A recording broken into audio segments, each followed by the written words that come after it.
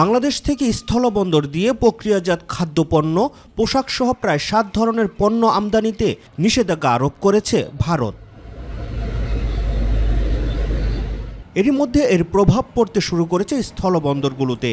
ভারত সরকারের নিষেধাজ্ঞায় বেনাপোল স্থলবন্দরে আটকা পড়েছে রপ্তানিমুখী গার্মেন্টস সহ কয়েক প্রকার পণ্যের শতাধিক ট্রাক। তবে ভারত সরকারের এমন সিদ্ধান্তের কথা এখনো আনুষ্ঠানিকভাবে জানানো হয়নি বাংলাদেশকে। বিষয়টি নিয়ে এরই মধ্যে সরকার বিশ্লেষণ শুরু করেছে বলে জানান বাণিজ্য উপদেষ্টা শেখ বশিরউদ্দিন। সকালে সচিবালয়ে সাংবাদিকদের প্রশ্নের জবাবে একথা জানান তিনি। আমরা এখনো অফিসিয়ালি ভারতের পদক্ষেপটা সম্বন্ধে জানি না। সোশ্যাল মিডিয়া এবং নিউজ রিপোর্ট থেকে আমরা দেখেছি যে ওনারা কিছু স্থানীয় বন্দরে, ল্যান্ড বন্দরে, স্পেশালি আমাদের আখাউড়া বা ডাউকি সীমান্ত ভিত্তিক কিছু সিদ্ধান্ত ওনারা নিয়েছেন।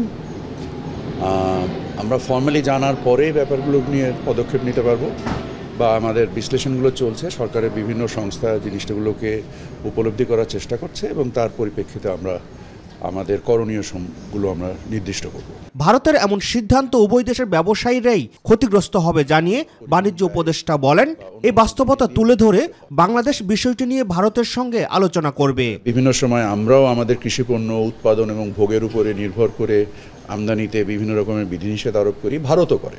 সো এটা একটা চলমান প্রক্রিয়া, এটা একটা বাণিজ্য ব্যবস্থাপনার একটা প্রক্রিয়া, এবং এই বাণিজ্য ব্যবস্থাপনার প্রক্রিয়াতে আমরা কাজ করছি এবং আমরা আশা করি যে যদি কোনো এই বিষয়ে কোনো সমস্যা তৈরি হয়, আমরা উভয় পক্ষ আলোচনার মাধ্যমে এটার একটা উপযুক্ত পরিণতিতে আনতে পারব। রাকিব হাসান, মাই টিভি, ঢাকা।